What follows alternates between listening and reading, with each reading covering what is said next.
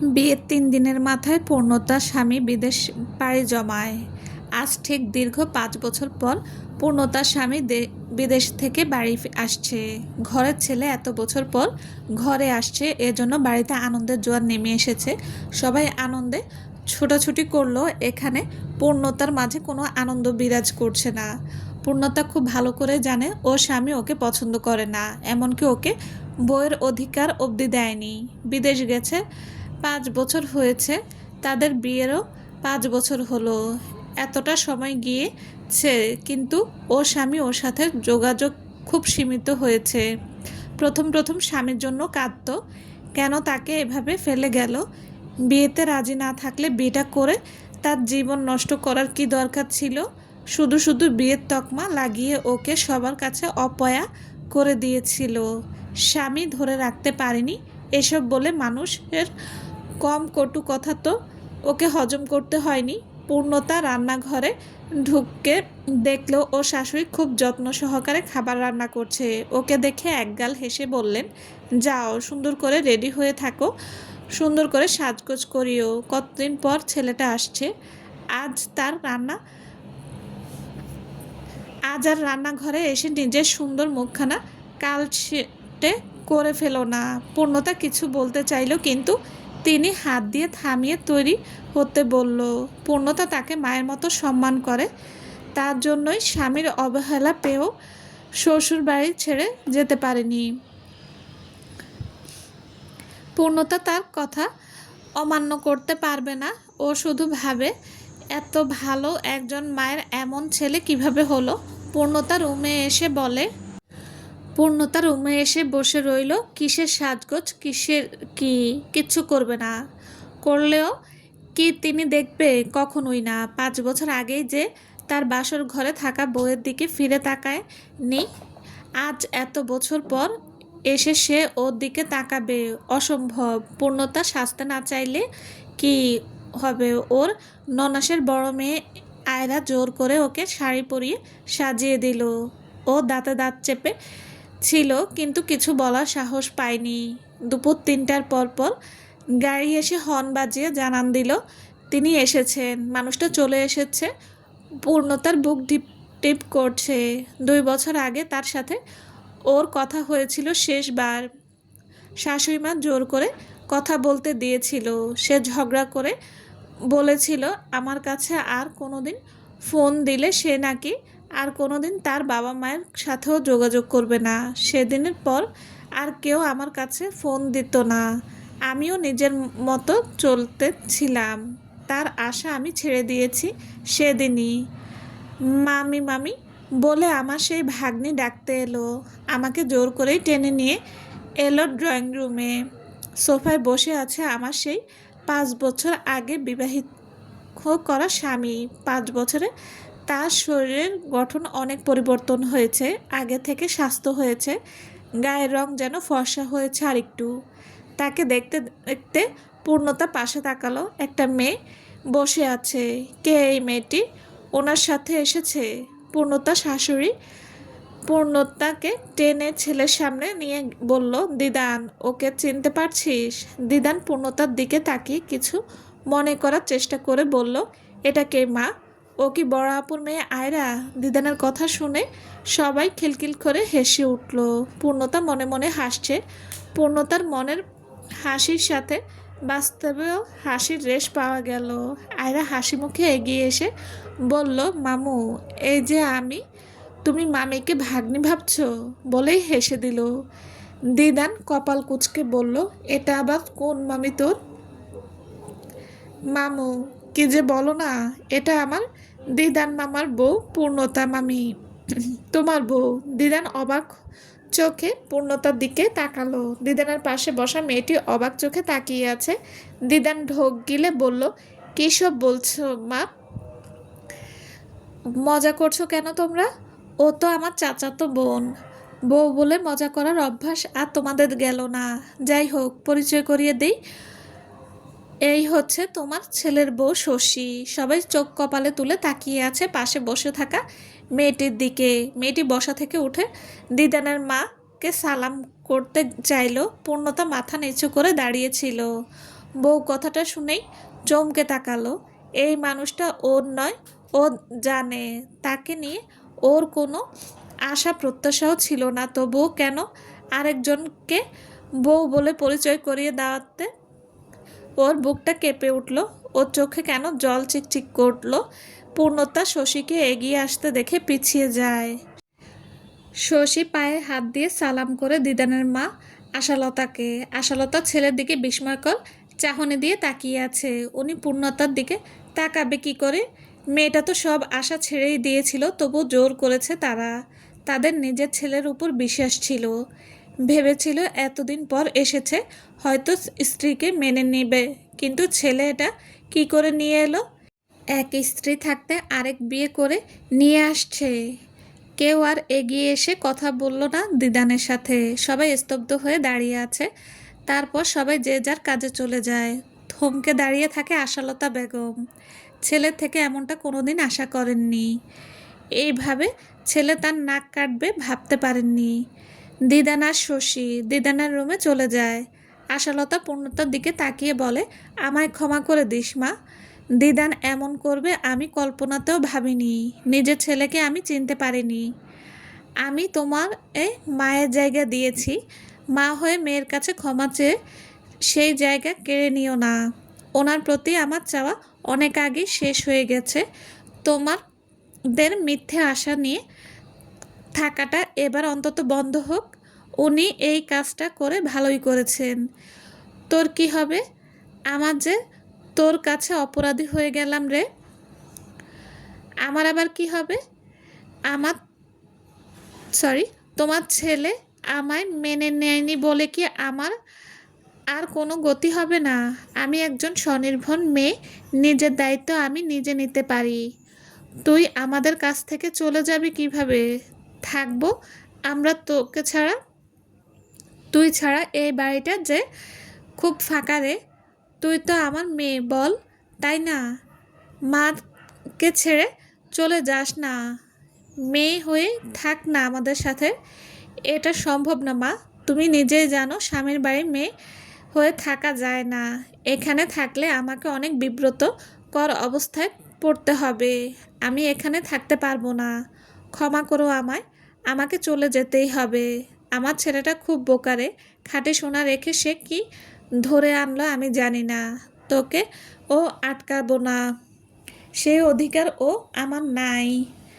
আমাদের জন্য এমনিতেই অনেক সহ্য করেছিস, আর না, এবার তুই সুখে থাক। চলে তো যাবি, আর দুটো দিন পর যা। সাইমনের জন্মদিনের দিনটা আমাদের সাথে কাটিয়ে যা। পূর্ণতা রাজি হয়। শশী দিদানের রুমে এসে জহুরি নজরে রুমটা দেখছে। দিদান ঘামছে অনবরত। শশী কোনো ভাবে আগের বিয়ের কথা জানতে পারলে সর্বনাশ হয়ে যাবে। শশী আলমারি খুলে মেয়েদের পোশাক দেখে ড্রেসিং টেবিলের সামনেও মেয়েদের কসমেটিক। এসব কি দিদান? এত মেয়েলি জিনিস কেন তোমার রুমে? এটা তোমার রুমই তো। দিদান উত্তর দিতে পারছে না, ভয়ে ভীত হয়ে আছে। পূর্ণতা প্রবেশ করে তখন রুমে। আসলে ভাবি, আপনার স্বামীর রুমে আমি কয়দিন ধরে ছিলাম, এই জন্য আমার জিনিসপত্র এখানে রয়ে গেছে। শশী অবাক সুরে বলল, তুমি এখানে থাকতে? হ্যাঁ, মানে উনি তো বিদেশ থাকতো, রুমটা খালি ছিল, তাই আর কি থাকতাম। আপনারা চলে আসছেন, এবার আপনারাই থাকবেন। একটু বসুন, আমি সব নিয়ে যাচ্ছি। বলেই পূর্ণতা আলমারি থেকে সব ড্রেস বের করে আনে। নিজের সমস্ত জিনিস নিয়ে বেরিয়ে আসে। দিদান হাঁ করে তাকিয়েছিল পূর্ণতার দিকে। এই মেয়েটা ওর বউ ছিল, সে এত সব জানার পরও ও এতটা স্বাভাবিক আছে ভাবতেই পারছে না। শশী সন্দেহ চোখে তাকিয়ে বলল, দিদান, মেয়েটার কথা আমার পছন্দ হলো না। ও তোমায় আমার স্বামী বলে সম্বোধন করলো কেন? চাচাতো বোনেরা কি এইভাবে সম্বোধন করে? তুমি আমার থেকে কিছু লুকাচ্ছ না তো? পূর্ণতা শাশুড়ির সাথে শুয়েছে। এই বাসায় ওর দমবন্ধ এই বাসায় ওর দম আটকে আসছে। স্বামীকে খুব ভালোবাসে এমনটাও নয়, ভালোবাসার তেমন সুযোগও পায়নি। বিয়ের পর তাকে চেনার আগেই উধাও। তারপর একাই কাটালো 5টা বছর। 5টা বছর পর আবার স্বামী নামক মানুষের সাথে দেখা হলো, কিন্তু সেই আগের মতোই। আগের দূরত্ব তৃতীয়জন ছিল না, কিন্তু এবার কার দূরত্বে তৃতীয়জন আছে? আচ্ছা, ওর তৃতীয়জন কাকে বলা উচিত? যাকে ওর স্বামী বিয়ে করে নিয়ে এসেছে তাকে, নাকি নিজেকে? ভেতর থেকে তাচ্ছিল্য হাসি বেরিয়ে আসতে চাইল। ও নিজেকেই তাদের জীবনের তৃতীয়জন। উম, এটা কেন ও ভুলে যায়? পূর্ণতা আস্তে করে উঠে বসলো, নিঃশ্বাস আটকে রেখেছে। মনে হচ্ছে নিঃশ্বাসের শব্দ অতিরিক্ত শোনা যাচ্ছে। আর এই শব্দ যদি শাশুড়ি মার ঘুম ভেঙে যায়? সেই ভয়ে শ্বাস আটকে উঠে দাঁড়ালো। তারপর পা টিপে দরজা খুলে বেরিয়ে এলো রুম থেকে। ও ঘুমাতে পারছে না। একে তো মনটা অশান্ত হয়ে আছে, তার মধ্যে আশালতা ঘুমের মধ্যে জোরে জোরে নাক ডাকে। তার পাশে কেউ ঘুমাতে পারে না, কিন্তু শাশুড়ি এত আদর করে ওকে নিয়ে শুয়েছে, ও মানা করতে পারেনি। পূর্ণতা কী করবে ভাবতে ভাবতে কিচেনের দিকে হাঁটা ধরলো। ড্রয়িং রুম পেরোতেই কিচেনে যেতে হয়। রাতের খাবারটাও পূর্ণতা খেতে পারেনি ঠিক মতো। এখন কিছু ভালো খাবে ভাবলো। না খেয়ে কেন থাকবে ও? খুব বাজে কিছু কি ঘটেছে? কই না তো। ও কেন শোক পালন করবে? হাঁটতে হাঁটতে পূর্ণতা ড্রয়িং রুমে চলে আসলো। এসেই ওর চোখ ছানা বড়া হয়ে গেল। ও থমকে দাঁড়িয়ে পড়লো, চোখ বড় বড় করে তাকিয়ে আছে সামনে। দিদান সোফায় শুয়ে আছে। রাতে হালকা শীত শীত পড়ে। দিদান ঘুমের মধ্যে জড়সড় হয়ে আছে। পূর্ণতা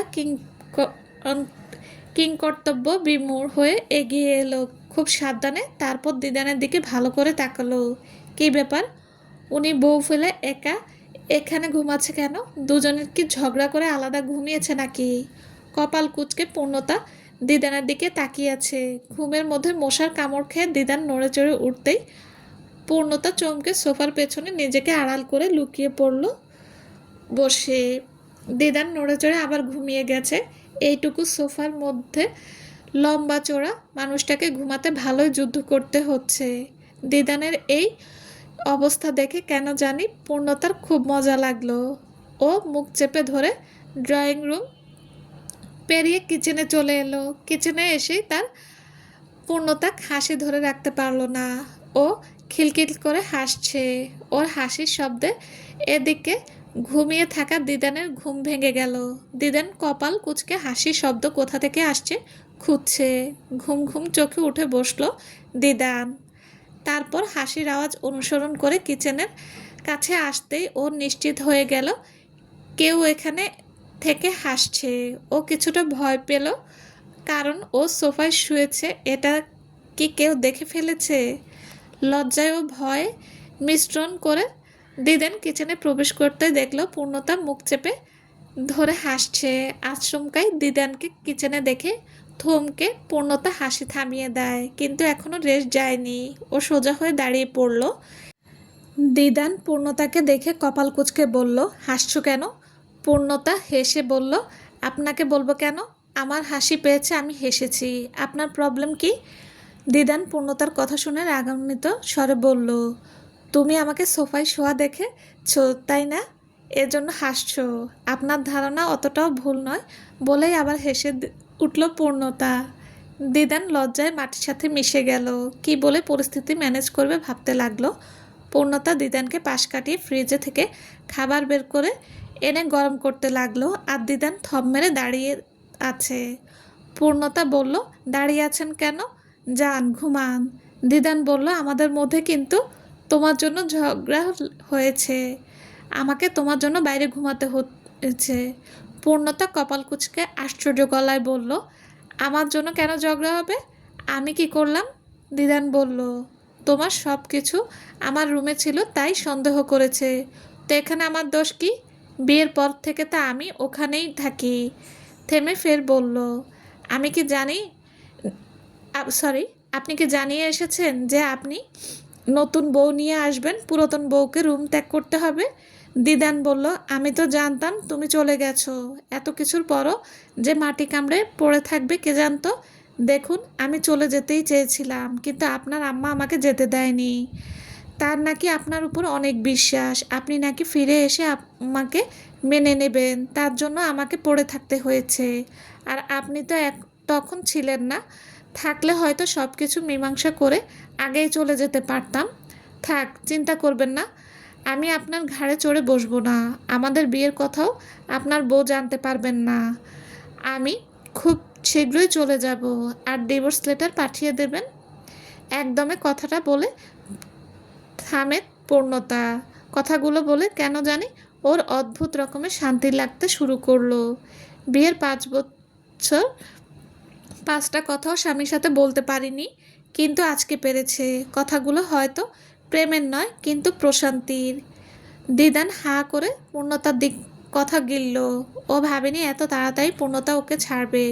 ও ভাবছিল কিভাবে ওকে দিয়ে ডিভোর্স দেওয়াবে, কিন্তু এত সুন্দরভাবে পূর্ণতা রাজি হয়ে যাবে আর ওর পথ সহজ করে দেবে ও কল্পনা করেনি। কল্পনার বাইরে কিছু ঘটলে মানুষ থমকায়, চমকায়। দিদানও থমকালো। পূর্ণতা খাবার প্লেট নিয়ে খাচ্ছে। পেছন থেকে কর্কশ কণ্ঠে কেউ একজন বলে উঠল, তোমরা এখানে কি করছো? শশীর কণ্ঠস্বর শুনতেই দিদান চমকে উঠল। লাফিয়ে পেছনে তাকাতেই দেখল শশী রাগে চোখে ওর দিকে তাকিয়ে আছে। পূর্ণতা খাবার উঁচু করে দেখিয়ে বলল, ভাবি, খাচ্ছিলাম। তখন থেকে তখন খেতে পারিনি, কিন্তু ঘুমের মধ্যে অনুভব করলাম না খেলে আমি ঘুমাতে পারবো না, তাই খেতে এসেছি। আমি আসলে এমনি খিদে সহ্য করতে পারি না।